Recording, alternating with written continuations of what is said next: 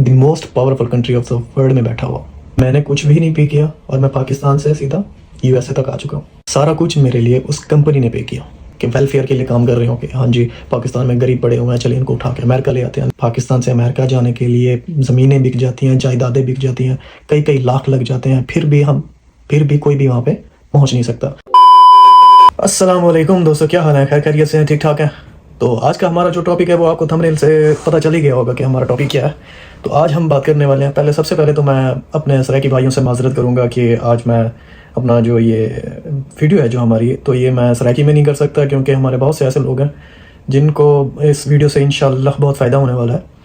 तो मैं नहीं चाहता कि उनको, अगर किसी को सराइकी समझ नहीं आती तो वो इस चीज़ से फ़ायदा ना उठा सकें। सबसे पहले मैं ये कहना चाहूँगा कि ये जो मेरे वीडियो बनाने की वजह है वो सिर्फ़ और सिर्फ आप भाइयों को मोटिवेशन देने की वजह है। मेरे लाइफ जर्नी से आपको अगर मोटिवेशन मिल जाती है तो मुझे और इससे बढ़ के कुछ भी नहीं चाहिए। और इसके अलावा एक और मेन वजह ये भी है कि बहुत से लोग हैं जो मुझे अप्रोच कर रहे हैं, काफ़ी दोस्तों से या किसी और रिलेटिव से या किसी जानने वाले से वो नंबर मेरा ले रहे हैं और मुझे व्हाट्सएप पे मैसेज कर रहे हैं कि यार हमें भी बताएं आप कैसे वहाँ पे गए हैं, आप वहाँ पे कैसे मूव हुए हैं।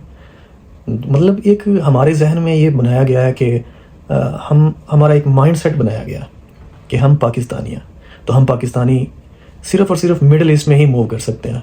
सबसे हमें जो अपने पाकिस्तान से निकलने की एक एंड जो हमें दिखता है, हमें दिखाया गया है, मोस्ट ऑफ द मतलब आप देख लें 80% ऑफ पाकिस्तानी जो हैं उनका माइंडसेट यही बनाया गया है कि हम ज़्यादा से ज़्यादा पाकिस्तान से निकल के कहाँ जा सकते हैं, दुबई जा सकते हैं, सऊदीया जा सकते हैं, कुवैत जा सकते हैं, यमन, ओमान, बस इससे आगे हमारी दुनिया ख़त्म है।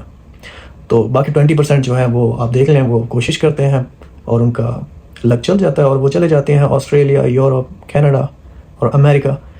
तो मैं चाहता हूँ कि आप भी ऐसे बने। तो हमारा माइंडसेट जो ऐसा बनाया गया है, तो मैं तो अब सबका माइंडसेट तो चेंज नहीं कर सकता, लेकिन कोशिश करने वाले कोशिश करके अपना माइंडसेट चेंज कर सकते हैं। तो मैं सबसे पहले अपनी लाइफ के बारे में बताऊँगा आपको कि मे बी आप मेरी लाइफ के बारे में जान के आपको लगेगा कि मतलब मेरी जो जर्नी थी फ्रॉम पाकिस्तान और उन पाकिस्तान में जो बुरे हालात मेरे साथ गुजरे हैं, मे बी इसको देख के या इसको सुन के या जो मैंने ये सारा कुछ प्रोसेस किया है, तो मुझे यकीन है कि आप लोग इंशाल्लाह मोटिवेशन लेंगे और जो चीज़ें आपको पूछनी है और आप कोशिश कर रहे हैं अप्रोच करने की मुझे, तो मैं इंशाल्लाह इस वीडियो में सारा कुछ क्लियर करने की कोशिश करूँगा। तो ऐसा कि मुझे बचपन से ही मतलब एक मेरे माइंड में एक चीज़ सवार हो गई थी कि मैंने पाकिस्तान से बाहर निकलना है। और बाहर निकलने की वजह ये नहीं थी कि हम चलें जी हम बहुत मिडिल क्लास हैं, गरीब हैं, हाँ जी मैं बाहर जाऊंगा और कमाऊंगा और अपनी फैमिली को सपोर्ट करूंगा। तो जैसे मैंने कहा कि मैं उस टाइम बहुत छोटा था, लेकिन एक दिमाग में ये था कि मैंने करना है और मैंने जाना है। और जैसे माइंडसेट का मैंने आपको पहले बताया कि हमारा माइंडसेट है दुबई, सऊदीया, कुवैत, तो मैंने उधर अप्लाई करना शुरू कर दिया। जैसे ही मेरी ग्रेजुएशन कंप्लीट हुई तो मैंने बहुत कोशिश की। तो वहाँ के लाइसेंस जो होते हैं वो कहते हैं कि पहले हमारी कंट्री में आने से पहले आप लाइसेंस लें, लोगों से पूछते हुए। तो मैंने वही कोशिश की, मैंने लाइसेंस लिया। जो मैंने लाइसेंस लिया उसको कहते हैं DHA, दुबई हेल्थ अथॉरिटी। तो मैंने दुबई जाने का मैंने माइंड बनाया हुआ था, लेकिन ऐसा हुआ कि बहुत कोशिशों के बाद कुछ भी नहीं हो सका ना। तो एकदम से कोविड आ गया 2020 में। तो जब ये कोविड आया तो वहाँ पे वैकेंसीज़ बहुत ज़्यादा आने लग गई। तो इसी चीज़ का मैंने फ़ायदा उठाया। उन लोगों ने पाकिस्तान से बंदे उठाना शुरू कर दिए, इंडिया से उठाना शुरू कर दिए, मतलब different countries of the world उन्होंने जितने भी टेक थे, मेडिकल टेक जो भी थे, उन्होंने बुलाना शुरू कर दिया। तो लकीली मेरा नाम भी उसी में आ गया क्योंकि मेरे पास DHA ऑलरेडी था। मैंने CV सेंड की तो उन्होंने कहा ओके यू कैन कम। तो उनको ज्वाइन करने के बाद मतलब एक दिल की ख्वाहिश थी जो कि मैं आउट ऑफ कंट्री पाकिस्तान से बाहर जाके काम करूँ, वहाँ के लोगों के साथ मिलूँ, वहाँ पे ज़िंदगी देखूँ कि बाहर की ज़िंदगी कैसी होती है। वो तो मेरी ख्वाहिश पूरी हो गई अल्हम्दुलिल्लाह और एक बहुत ही अच्छी लाइफ गुजर रही थी। लेकिन कोविड जैसे ही एंड हुआ, आई थिंक 2022 के लास्ट में, दिसंबर में या अक्टूबर में ये ख़त्म हो चुका था। तो जितने भी हमारी जॉब्स थी वो सारी कोलैब कर गई। तो ख़त्म होने के बाद जी हम वेले बैठे हैं, तो हमें और कोई भी रास्ता नज़र नहीं आया। हमें पाकिस्तान वापस आना पड़ा। पाकिस्तान वापस आने के बाद 2-4 महीने मैंने जॉब सर्च की पाकिस्तान में दोबारा से, लेकिन नो रिस्पॉन्स यहाँ पे पाकिस्तान में मुझे जॉब मिलने से रही। तो मैंने क्या किया, मैंने दोस्तों से मशवरा लिया। तो घर वालों ने मशवरा दिया कि तुम एक बार फिर से ट्राई करो, तुम्हारे पास अब लाइसेंस है और तुम्हारे पास वहाँ का एक्सपीरियंस भी है कि अब तो तुम्हें जॉब मिल जाए अच्छी। तो मैं जी अपने विजिट वीज़ा फिर से निकलवाया, पहुँच गया। 2 महीने का विजिट वीज़ा था मेरे पास। तो वहाँ पे मैंने बहुत कोशिश की, दिन रात। आप सोच नहीं सकते, मैं 2-2 किलोमीटर 4-4 किलोमीटर पैदल जाके CVs अपनी बाय हैंड वहाँ पे जमा करवाता रहा, लेकिन आज तक एक कॉल नहीं आई। एक हज़ार ईमेल्स मैं एक दिन में बैठ के करता होता था, कभी किसी ईमेल का जवाब नहीं आया। 2 महीने का विजिट मेरा एंड हो गया और ऑलमोस्ट 4 से 5 लाख भी एंड हो चुका था। जितनी भी सेविंग्स थी जो मैंने 10 महीने में 11 महीने में वहाँ पे जॉब करके जो बनाई हुई थी सेविंग्स, तो वो तकरीबन एंड हो चुकी थी। तो मुझे किसी ने मशवरा दिया कि आप 2 महीने का और एक्सटेंड करवा लो, मे बी अल्लाह पाक सुन ले। मैंने कहा ठीक है। तो मैंने 2 महीने का और एक्सटेंड करवाया और कुछ दोस्तों से पैसे उधार ले लिए कि मे बी मुझे जॉब मिल जाएगी और मैं उसको वापस दे दूंगा। बात तो सही है। लेकिन उन 2 महीनों में मैंने फिर से उतनी कोशिश की, वही मेहनत की, बाय हैंड सीरीज जाके जमा करवाई, बहुत से लोगों की मिन्नतें भी की जो हमारे पुराने वहाँ पे मतलब जिनके पास हम काम करते थे। मैं नाम नहीं लूँगा उनके, बट उन लोगों ने कुछ भी नहीं किया। मे भी उनके हाथ में नहीं था, पॉसिबल है कि उनके हाथ में ना हो, ऐसे तो नहीं होता है। बट उनसे भी कुछ नहीं हुआ। तो एट लास्ट मुझे पैसे मेरे पास ख़त्म हो चुके थे, तो मुझे 2 महीने जो और गुजरे थे, मतलब 4 महीने गुजर चुके थे, और तो मुझे वापस आना पड़ा पाकिस्तान। अब पाकिस्तान मुझे जैसे ही मैं वापस आया मुझे पता लग गया कि मेरे पास और कोई भी रास्ता नहीं है।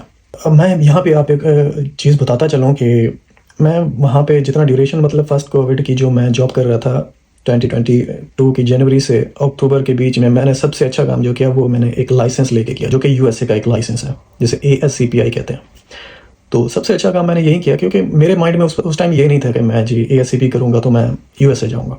मेरे माइंड में ये नहीं था, मैंने वैसे ही कर लिया क्योंकि उस टाइम पैसा अच्छा था, फैमिली को अच्छे से सपोर्ट कर रहा था, एक्स्ट्रा पैसा था। तो मैंने कहा क्या करें, एक और लाइसेंस ले लेते हैं। तो मैंने एक और लाइसेंस ले लिया लकीली। अब पता नहीं वो अल्लाह की तरफ से था, ऐसा ही होगा, अल्लाह की तरफ से था, मैंने लाइसेंस ले लिया। और उसके सडन कुछ महीने बाद हमारी जॉब ख़त्म हो चुकी थी। अच्छा, पाकिस्तान आने के बाद मैंने बहुत सर्च की जॉब पाकिस्तान में, लेकिन मुझे कहीं से भी कोई रिस्पॉन्स नहीं मिल रहा था। और जिनके साथ जो मेरे कोलीग्स थे वो अच्छी पोस्ट पे लग चुके थे इतने टाइम में, मैंने उनसे रिक्वेस्ट की, बट एज यू नो कि हम पाकिस्तानी हैं, हम किसी का भला नहीं सोच सकते। तो जी मैं घर बैठा रहा।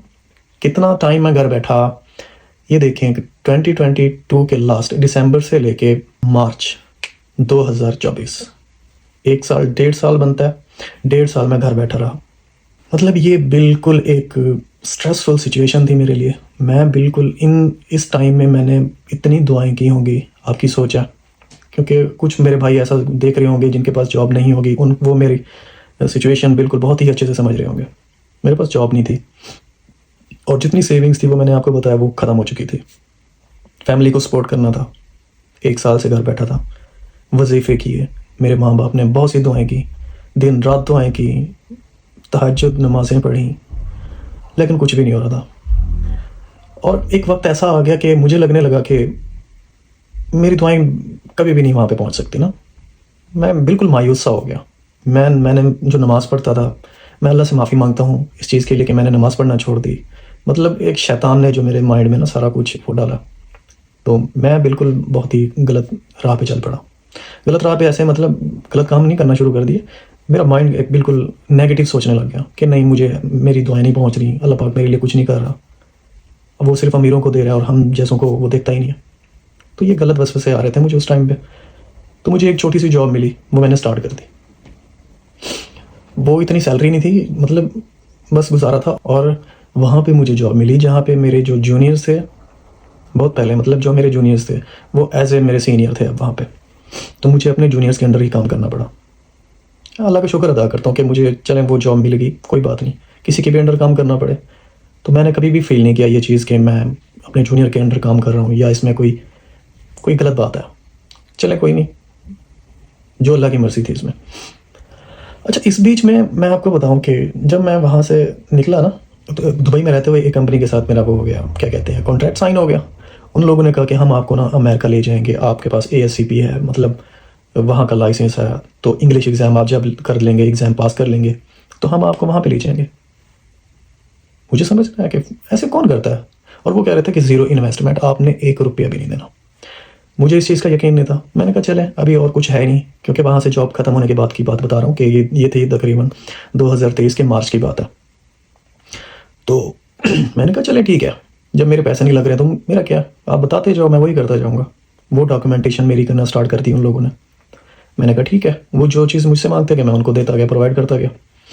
और एक टाइम ऐसा उन लोगों ने मुझे कहा कि आप अब अपना कोई इंग्लिश एग्ज़ाम दे दें। मैंने कहा ठीक है। तो उन्होंने कहा कि हम आपको इंग्लिश एग्ज़ाम के स्पॉन्सर करेंगे, मतलब पैसे हम देंगे। मैंने कहा कमाल है भाई, अगर आप पैसे दे रहे हैं बहुत अच्छी बात है। तो मैं ये वाला एग्ज़ाम करना चाहता हूँ इंग्लिश का, और इस स्टेट को करना चाहता हूँ, आप वो करवा दें। उन्होंने वो बुक करा दिया। अब मुझे यकीन ना है कि भाई ये कौन सी कंपनी है जो मेरे लिए पैसे इतना इन्वेस्ट कर रही है। कुछ ना कुछ तो गड़बड़ जरूर है। मैंने कहा चले, मे बी शायद अल्लाह पाक की तरफ से कुछ हो। तो उन्होंने एग्ज़ाम बुक करवा दिया और अल्हम्दुलिल्लाह मैंने फर्स्ट टाइम में वो एग्ज़ाम क्लियर कर लिया। तो उन्होंने मेरा प्रोसेस आगे करी। अच्छा, उसके बाद एक और होता है वीज़ा स्क्रीन, CGFNS भी इसको कहते हैं और वीज़ा स्क्रीन भी इसको कहते हैं। तो वीज़ा स्क्रीन के लिए $700 ऑलमोस्ट 2 लाख रुपए पाकिस्तानी लगते हैं। तो उन लोगों ने उसकी भी जो फ़ीस थी वो पूरी की पूरी उन्होंने जमा करवा दी। तो मेरे माइंड में ऐसा था कि मतलब मुझे यकीन आता जा रहा था कि यार ऐसा कोई है, कंपनी है जो मुझे लेके जाएगी, क्योंकि वो मुझ पे इन्वेस्ट कर रहे हैं। लेकिन एक आपको पता है ना, हर इंसान में एक पॉजिटिव होता है और एक नेगेटिव होता है। पॉजिटिव तो मुझे ये चीज़ें कह रहा था, लेकिन जो नेगेटिव था वो कह रहा था कि यार ऐसा भी होता है, क्योंकि हमारा माइंड सेट है, हम नहीं जा सकते पाकिस्तान वाले ना। 80% वही 80% में ही मैं हूँ, जो मेरा 50% पार्ट है। तो ऐसा था कि नहीं, हम कैसे जा सकते हैं यार, ये मुझे लगता है फेक है कोई कंपनी। और मेरी फैमिली, जब मैंने फैमिली को बताया कि ऐसे ऐसे कोई कंपनी है और मुझे वो USA लेके जाना चाहती है, वो कहते हैं एक ऐसा कैसे हो सकता है, ऐसा कैसे हो सकता है? क्योंकि वो भी उन्हीं 80% में थे, कि ऐसा कैसे हो सकता है, कौन ऐसे फ्री किसी को लेके जाता है, ये फेक है, ये स्कैम करेंगे तुम्हारे साथ। मैंने कहा ठीक है भाई। कहते हैं अगर तुमसे ये वीज़े के पैसे लें, तुम्हें मतलब कोई चीज़ कहते हैं कि हमें पैसे भिजवाओ, हम तुम्हारे लिए वीज़ा भेजते हैं, आप 50% दो, 30% दो, जैसे दुबई सऊदीया वाले करते हैं, क्योंकि वो बहुत लूटते हैं आजकल। वीज़े के चक्कर में बहुत ज़्यादा लोग बहुत सा पैसा गवा चुके हैं। तो ये अगर आपसे पैसा मांगें तो आपने बिल्कुल भी नहीं देना और हमें बताना। मैंने कहा ठीक है। तो उन्होंने वीज़ा स्क्रीन मेरा कंप्लीट करवाया और उस पर 4 से 5 महीने लग गए, 4 to 5 months। तो इस बीच में 2023 का एंड हो चुका था। तो उन लोगों ने एक लॉटरी डालते हैं, जो मतलब US की गवर्नमेंट डालती होती है। तो अगर कोई ऐसा भाई है जो USA के लिए अप्लाई कर रहा है और उसने कोई इन्फॉर्मेशन इकट्ठी की हुई है, तो उसको अच्छे से पता होगा कि लॉटरी क्या है। तो मेरा वीज़ा जो था वो H1B वीज़ा था, तो इसमें लॉटरी होती है। तो इन्होंने लॉटरी डाली और अप्रैल में जाके मुझे ईमेल मिलती है कि कंग्रेचुलेशंस, आपका लॉटरी में नाम आ गया। तो मुझे मतलब समझ नहीं आ रही थी कि खुश होना है या वही नेगेटिविटी वाला पार्ट। 50% मैं खुश था, 50% मैं उसी सोच में था कि खुश भी होना कि नहीं होना, फेक है, मे बी स्कैम है। तो उन लोगों ने मेरा प्रोसेस थोड़ा सा क्विक करना स्टार्ट कर दिया। कोई पटिशन्स वगैरह होती हैं, बहुत सारे ऐसे झंझट होते हैं, तो उन्होंने वो पटिशन्स डाल दी। अच्छा, पटिशन्स कंप्लीट होने के बाद उन लोगों ने सारे जो डॉक्यूमेंट्स उनके पास थे, उन लोगों ने मेरे पास पाकिस्तान में भेज दिया। अच्छा, पाकिस्तान भेजने के बाद उन लोगों ने कहा कि अब आपका जो प्रोसेस रह चुका है वो है एम्बेसी इंटरव्यू, आपने एम्बेसी में इंटरव्यू देना है। मैंने कहा ठीक है, दे देते हैं। तो उन लोगों ने कहा आपके एम्बेसी इंटरव्यू मतलब वीज़ा इंटरव्यू के पैसे भी हम देंगे। मैंने कहा ठीक है, आप दे दो, क्योंकि पहले भी दे रहे हो तो अभी दे दो। तो उन्होंने कहा कि आप अपना अकाउंट नंबर दें, हम उसमें पैसे सेंड कर देते हैं। अब जब ये बात आई तो मैंने कहा ये अकाउंट नंबर अब क्यों मांग रहे हैं। इन लोगों ने इंग्लिश एग्ज़ाम के पैसे दिए, इन लोगों ने वीज़ा स्क्रीन के पैसे दिए, और बीच में और भी काफ़ी सारी ऐसी चीज़ें थी छोटी छोटी जिनमें ये पे करते आए हैं, कि जैसे पटिशन्स वगैरह ही उन लोगों ने ही पे किए। तो अब मेरी सोच में एक मतलब वो एक नेगेटिव पॉइंट ऐसे जागा, अब क्यों खुद पे नहीं कर रहे और मुझसे मांग रहे हैं। मैंने घर वालों को बताया, उन लोगों वो तो पहले ही इस चीज़ के लिए तैयार नहीं थे। उन लोगों को पहले से शक था कि ये फेक है, ये पैसे मांगेंगे। अब उनको था कि ये पैसे नहीं मांग रहे तो ये अकाउंट नंबर मांग रहे हैं, अकाउंट से ये पैसे मतलब कुछ भी कर सकते हैं। तो ऐसा हुआ कि मेरे एक अकाउंट में बिल्कुल खाली अकाउंट पड़ा हुआ था, वो खाली होना था, हम अमीर है। बात तो सही है। तो मैंने उनको वो अकाउंट नंबर भेज दिया। तो विद इन 2 to 3 days उन लोगों ने 60,000 पाकिस्तानी, 60,000 रुपये मेरे अकाउंट में जमा करा दिया। मैं हैरान फिर से, मैंने कहा यार इतने पैसे भेज रहे हैं, मुझे लेके कहाँ जा रहे हैं और ऐसा क्यों कर रहे हैं। अच्छा चले, मैंने उस 60,000 से मैंने अपना इंटरव्यू बुक करवा लिया और साथ में अपनी फैमिली का भी बुक करा लिया, क्योंकि मैं चाह रहा था कि फैमिली का वीज़ा भी साथ में लग जाए। तो हमने तैयारी की, ये दिसंबर 2024 की बात है। तो हम सब ने तैयारी की, तो हमने अपनी गाड़ी ली उसमें हम चले कराची कंसुलेट में, क्योंकि H1B वीज़ा जो होते हैं वो कराची के कंसुलेट में इनका प्रोसेस होता है, इंटरव्यू उधर ही होते हैं। इस्लामाबाद जो एम्बेसी है उसमें नहीं होता। तो कराची जाते हुए रास्ते में हमारे साथ एक बहुत बड़ा एक्सीडेंट हो गया, वो काफ़ी हमारे दोस्तों को पता है। और माशाल्लाह जो सिंधियों ने हमारे साथ वहाँ पे ट्रीट किया वो मुझे सारी ज़िंदगी नहीं भूलेगा, नेगेटिव वे में। और अगर कोई सिंधी भाई मेरी ये वीडियो देख रहा है तो भाई मैं माजरत करता हूँ आपसे, आप क्योंकि 5 उंगलियां बराबर नहीं होती। अगर उन्होंने हमारे साथ बुरा किया तो शायद वही बुरे होंगे, सिर्फ सब एक जैसे नहीं होंगे। लेकिन बस वही मैं बता रहा हूँ। चलें खैर, अगर कभी टाइम हुआ तो इस बारे में फिर से डिस्कस करेंगे। तो हम जी कराची कंसुलेट पहुँचे। अच्छा, वहाँ पे हमने इंटरव्यू जब दिया तो एक लाइन होती है ना इंटरव्यू की, वहाँ पे एक गोरी बैठी थी, अमेरिकन थी, वो इंटरव्यू कंडक्ट कर रही थी। तो पीछे लाइन में ठहरे हुए मैं उन जो आगे हमारे हमसे आगे थे वो उनकी मैं बातें सुन रहा था। तो उनकी बातें सुनते सुनते वो सबको रिजेक्ट कर रही थी। तो मेरा प्रोसेस तो जैसे सारा दुआओं पे चल रहा था। मेरे माँ बाप की दुआएं, मेरे घर वालों की दुआएं, सबकी दुआएं मिलजुल के मेरे साथ थी। मैंने इंटरव्यू दिया और उसने मुझे क्लियर कर दिया। सिर्फ 3 से 4 सवाल ऐसे किए, मतलब जैसे वो कुछ लोग कहते हैं कि ट्रिकी सवाल होते हैं या कुछ भी होता है इंटरव्यू में, कुछ भी ऐसा सवाल नहीं होता। इसी से सवाल थे, इसमें टेंशन लेने की कोई बात नहीं है। तो उसने मेरे पासपोर्ट वहाँ पे रख लिए, फिंगरप्रिंट्स ले लिए और मुझे कहा कि विद इन वीक आपके वीज़ा इस पर स्टैंप होके आ जाएंगे। मैंने कहा ठीक है। अब हम वापस आ गए और विद इन वीक हमारे पासपोर्ट हमारे पास पहुँच चुके थे और मेरी पूरी फैमिली के वीज़े लग चुके थे। तो सबसे पहले मैंने ये डिसाइड किया कि सबसे पहले मैं मूव हूँ, वहाँ पे जाके देखूँ। मतलब यहाँ पे अब जब मैं आ गया तो मैं यहाँ पे देखना चाहता हूँ कि यहाँ पे कहाँ पे हम फैमिली के साथ रहना बेहतर है, कितना खर्चा होता है, क्या कंडीशन है, क्या सिचुएशन है। ये सारा कुछ देख के मैं फिर कुछ अरसे के बाद अपनी फैमिली को यहाँ पे मूव कराऊंगा। अच्छा, तो ये भी बताता चलो कि जो वीज़े के मतलब जितने भी एक्सपेंसेस थे वो मेरी कंपनी ने पे किए और एंड पे जो टिकट का खर्चा था वो भी कंपनी ने पे किया। तो मैंने जैसे सबसे पहले आपको स्टार्ट में बताया ना कि जैसे मैंने थंबनेल में बताया, थंबनेल में आपने देखा होगा कि ज़ीरो इन्वेस्टमेंट, मतलब मैंने कुछ भी नहीं पे किया और मैं पाकिस्तान से सीधा USA तक आ चुका हूँ। सारा कुछ मेरे लिए उस कंपनी ने पे किया। लेकिन ये है कि मैं कंसिस्टेंट रहा हूँ उस कंपनी के साथ, 1.5 साल से भी ज़्यादा का अरसा मैं उनके साथ कंसिस्टेंट रहा हूँ, टच में रहा हूँ। उन्होंने जो मांगा मैंने विद इन टाइम प्रोवाइड किया।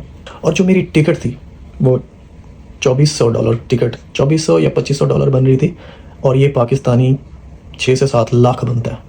अब उन लोगों ने मुझ पर इन्वेस्ट किया तो मे भी उन लोगों को बहुत ज़्यादा फ़ायदा होगा इसमें।